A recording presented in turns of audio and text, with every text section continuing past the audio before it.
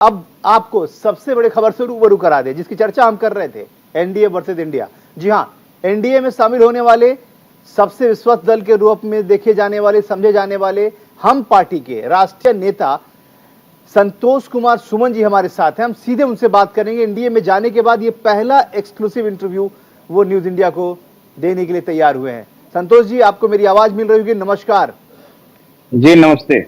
आपने वक्त निकाला, इसके लिए बहुत धन्यवाद। एनडीए में जाने के बाद ये पहला इंटरव्यू है और सौभाग्यशाली हूं मैं कि आपने हमारे लिए वक्त निकाला न्यूज इंडिया के लिए। कैसा लग रहा है संतोष जी? जी, बहुत ही अच्छा है। और हम लोग जानते हैं, हम लोग पहले भी हमारी पार्टी जब से बनी थी तो हमारी शुरुआत एनडीए से ही हुई थी और एनडीए में हम लोग अच्छी तरह से रह रहे थे। माननीय नीतीश कुमार जी भी एनडीए के पार्टनर थे। कालांतर में ऐसी घटना घटी जो हम लोग एनडीए से हटे, लेकिन नीतीश कुमार जी के साथ हुई है।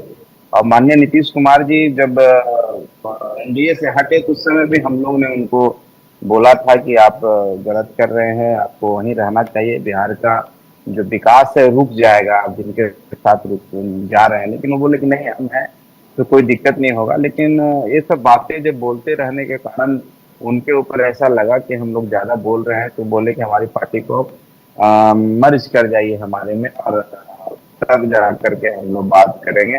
फिर हम लोग अलग हो गए और फिर एनडीए में आए। तो एक स्वाभाविक गठबंधन था जो विचारों से मेल खाता है, हम लोग के मन की बात है और हम लोग जिन मुद्दों को लेकर के गरीबों को आगे बढ़ाने का काम कर रहे हैं वो बीजेपी के साथ, भारतीय जनता पार्टी के साथ, एनडीए घटक के साथ ज्यादा तीव्रता आएगी, तेजी आएगी। इसलिए हम लोग इस गठबंधन में आए। बहुत ही अच्छा है और बहुत अच्छे तरीके से हम लोग काम कर रहे हैं। अब देखे होंगे जब एनडीए घटक दलों की बैठक हुई थी तो वहाँ उनके नेता आदरणीय नरेंद्र मोदी जी, चाहे अमित शाह जी, इस गर्मजोशी से सभी नेताओं का स्वागत किया। और खास करके जीतन राम मांझी जी हो, चाहे चिराग पासवान जी हो, इनका जिस हिसाब से वजन मिला, वेट मिला, उनके कद के हिसाब से हम समझते हैं कि ये वातावरण जो फ्रेंडली वातावरण बनता है, सौहार्दपूर्ण वातावरण बनता है, वो एक एनर्जी देता है। एनर्जी से हम अपने मुद्दों को ज्यादा इम्पैक्ट दे पाएंगे, ज्यादा काम कर पाएंगे, जिस काम के लिए हम लोग ने पार्टी बनाया है। चाहे गठबंधन को जिताने की बात हो,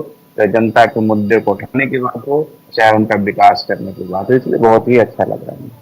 बिल्कुल, आप पहले ऐसे शख्स होंगे या ये कह लें कि आपने मतलब सीधे तौर पे सरकार में शामिल थे, आप मंत्री थे, आपका ओहदा बड़ा था, उसके बावजूद आपने तुरंत मंत्री पद त्यागने का फैसला ले लिया।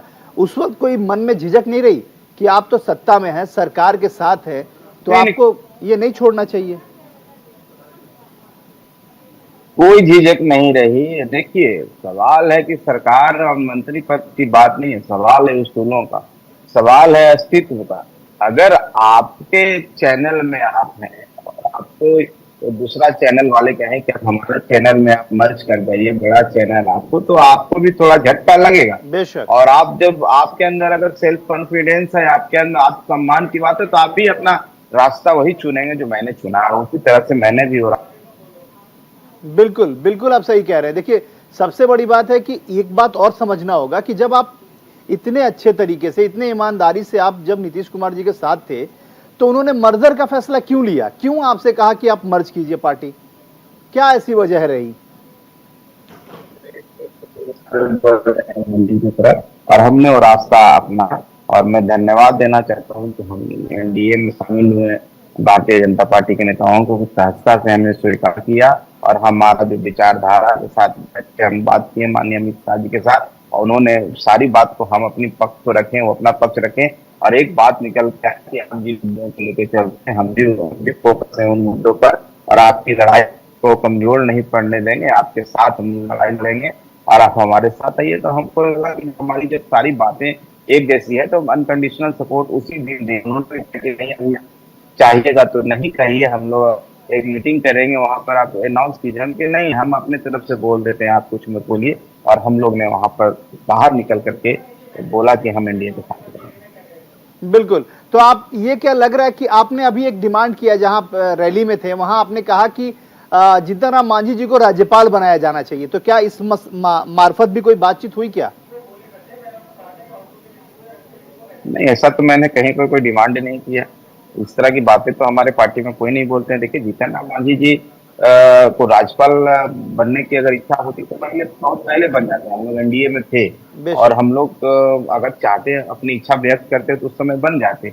लेकिन जीतन राम मांझी जी आज उम्र के जिस पड़ाव पर हैं, वो आज भी एक्टिव पॉलिटिक्स में हैं और आज भी उनके मन में रहता है कि हम लोगों के बीच में रहें और काम करें। देखिए, आज भी वो इतने दूर आकर के सभा को संबोधित किए, फिर किशनगंज चल गए, फिर कल पूर्णिया करेंगे।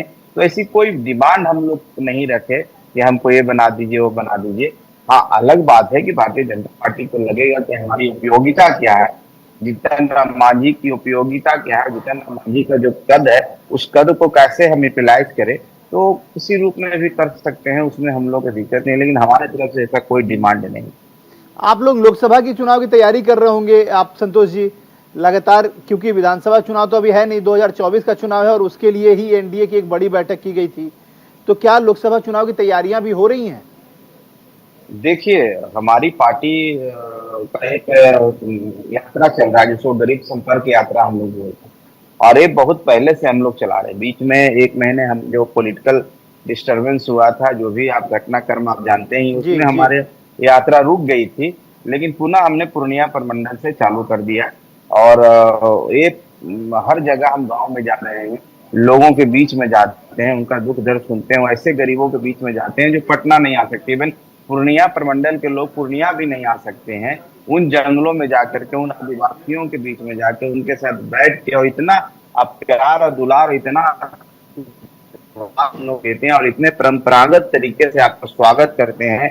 उनका जो खाना होता है, उनका जो पानी है, इतने शुद्धता होती है, इतने मिठास होती है। तो ये चीज हम लोग करने के लिए पूरे बिहार के दौरान पर निकले हुए हैं। तो लोकसभा की तैयारी तो साइड बाई साइड होती है। अगर हम यहाँ पर आए हैं, हमारे कार्यकर्ता सैकड़ों की संख्या में, हजारों की संख्या हमारे साथ घूम रहे हैं, हमारे साथ गाड़ियां चल रही है, पोस्टर बन रहे हैं, हम सभाएं कर रहे हैं। तो ये एक पार्ट भी है, एक पार्ट है कि हम चुनाव की भी तैयारी कर रहे हैं और अपनी पार्टी का विस्तार भी कर रहे हैं। संगठनात्मक तौर पर, स्ट्रक्चरल फॉर्मेट में कहिए, आप जैसे भी कहिए, हम पार्टी का विस्तार भी कर रहे हैं। और ये हम मगध में कर चुके हैं, अब हम मुंगेर प्रमंडल में कर लिए हैं, पूर्णिया में हम लोग हैं। तो ऐसे धीरे धीरे हम करेंगे और 7/7 हम लोकसभा की भी तैयारी करेंगे। आने वाले समय में जब तय हो जाएगा तो उनके लोकसभा पर चुनाव लड़ेंगे, क्योंकि ऑफिशियल फेज में जब हमारी बातें हुई है तो कुछ बातें हैं कि हम कहाँ कहाँ लड़ सकते हैं। लेकिन कोई अभी उसका बात हम इसलिए नहीं बता सकते हैं कि उस पर अभी कोई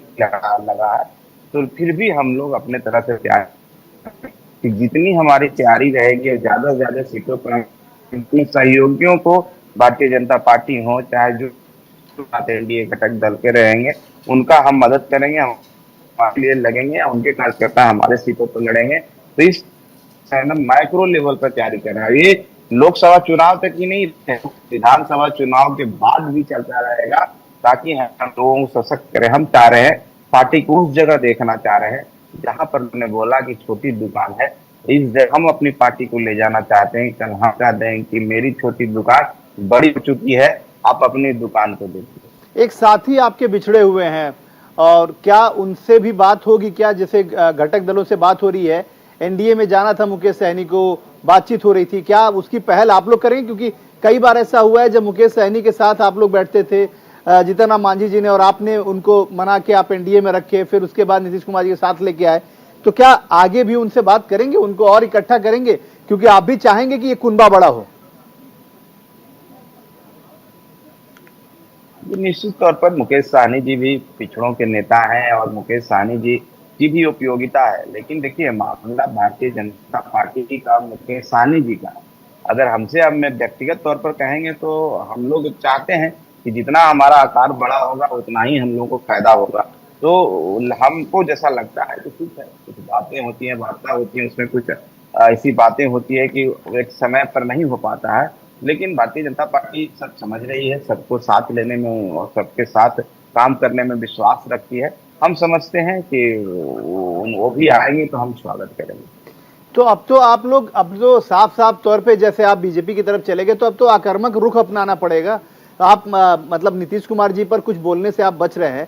आपने साफ तौर पे, मैंने आपसे पूछा मर्डर की बात, तो आपने कहा कि वो बात बोलने की नहीं है, लेकिन वो तो साफ तौर पे कह रहे हैं, नीतीश कुमार जी कह रहे हैं कि अरे वो सबको हम बुलाए थे शामिल होने के लिए, नहीं शामिल हुआ इसलिए भगा दिए हम। तो आप सोचिए जरा, इस तरह की चीजें जब हो रही हैं तो क्या आप ऐसी खामोशी बरतेंगे क्या? देखिए, जो बातें अगर हम कहते तो हो सकता था कि कोई कहेंगे कि हम गलत बोल रहे हैं। जब ये बातें और उस तरह के बात आ रही है, जो बातें उस स्तर के व्यक्ति को नहीं बोलना चाहिए, नेता को, कि हमने उनको भगा दिया, जी। तो आप समझ लीजिए जब वही सारी बात कर रहे हैं तब कीचड़ में पत्थर मारने से क्या फायदा, खुद आपके ऊपर पड़ेगा। इसलिए हम लोग व्यक्तिगत तौर पर नीतीश कुमार जी को बहुत सम्मान करते हैं और हर समय उनको बोले और हर जगह बोले। हम ही लोग जितन राम मांझी एक ऐसे व्यक्ति की नीतीश कुमार जी के सामने बोल देते थे कि आप गलत कर रहे हैं, आप जिनके साथ हैं उनके जो सपोर्टर्स हैं, हमारे दलित वोटर को डराते हैं, उनके साथ अत्याचार करते हैं। ग्राउंड पर बहुत बुरी स्थिति। अभी भी आप सोचिए, नीतीश कुमार जी बोलते थे कि ऐसी बात है, ऐसी तो मेरी नजर में नहीं है, और इसीलिए वो जो ऐसी बात बोले, जो वही तो उन्हीं के राष्ट्रीय अध्यक्ष बोले, छोटी दुकान, वही बोल रहे हैं कि हमने भगा दिया। तो ठीक है, आपने भगा दिया, आप क्या समझ के भगाया? जनता मालिक होती है ना, जनता जिसको भगा देगी वो यहाँ पर भागेगा नहीं। जनता अगर हमको साथ रखेगी तो आप भगाने वाले कौन? राजनीति में आप भगा नहीं सकते हैं, सबका अपना अपना इंडिपेंडेंट आइडेंटिटी है। इसी से सोच लीजिए किस तरह की मानसिकता है, तो हम लोग बताना चाहते थे उनको। संतोष जी, आपका बहुत कीमती वक्त है, इसलिए आखिरी सवाल आपसे पूछ रहा हूं, आगे भविष्य को लेकर क्या है? क्योंकि माना यह जाता है कि आप लोग भी सुविधा अनुसार पॉलिटिक्स करते हैं, जहां आपको सुविधा नजर आती है वहां आप लोग चले जाते हैं, ऐसा विरोधी आरोप लगा रहे हैं। उन लोगों ने कहा कि क्योंकि नीतीश कुमार ने भाव देना बंद कर दिया इसलिए आप लोगों ने यह बड़ा फैसला ले लिया, क्या कहेंगे उस पर? क्योंकि आपका वक्त बहुत कीमती, इसलिए आखिरी सवाल ही आपसे।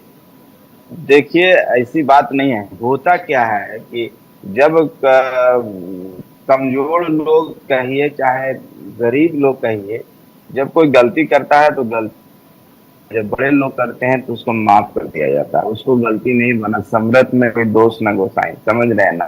तो वही बात हुआ। आपको हम महागठबंधन में भी हम थे, महागठबंधन में भी हम पूरी तरह से रहना चाहते थे, लेकिन महागठबंधन के नेता आदरणीय तेजस्वी यादव जी को, चाहे लालू यादव जी को लगा कि इसका इम्पोर्टेंस नहीं है, हम तो बगैर इसके जीत जाएंगे। वो हमसे बात करना छोड़ दिए और लोकसभा के चुनाव की बात, हम विधानसभा की बात करते हैं, हमसे बात करना छोड़ दिए। हम कोऑर्डिनेशन कमेटी की मांग की है, तो हम लोग भी कहेंगे ठीक है, आप बात करना छोड़ दिए तो दुनिया तो वहीं खत्म नहीं ना होती है। फिर हमारे माननीय नीतीश कुमार जी से वार्ता करके चुनाव लड़े, तो कमोबेश ऐसा हम अपने सुविधा अनुसार नहीं बनते हैं। हमको लोग अपने सुविधा अनुसार यूज करता है, जब देखता है कि इसके पास अब कुछ नहीं है तो इसको निकाल के फेंक दो। बहुत बड़ी लेकिन कोई इस मुगलाते में नहीं रहे कि किसी को आप निकाल के फेंक दीजिएगा तो उसका अस्तित्व खत्म हो जाएगा। हमारा अस्तित्व गरीबों के साथ है, हमारा अस्तित्व जनता के साथ है, और जब तक जनता चाहेगी हमको कोई हटा नहीं सकता, इसलिए हम लोग नहीं हटते हैं। आज नीतीश कुमार कहें कि आप मर्ज कर जाइए, हम नहीं मर्ज किए। कल महागठबंधन में तेजस्वी यादव जी हम लोग से बात करना बंद कर दिए, तो हम तो दूसरा रास्ता अपनाएंगे ना।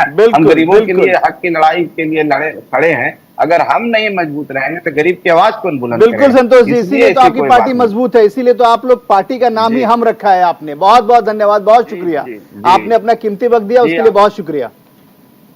तो संतोष मांझी हैं जो पूर्व मंत्री हैं बिहार सरकार के और साफ तौर पे एनडीए में शामिल होने वाले दल हैं, और ये कह रहे हैं कि मैंने किसी को नहीं छोड़ा बल्कि लोगों ने मुझे छोड़ा, और खास साफ तौर पे उनका आरोप नीतीश कुमार और तेजस्वी यादव पे है।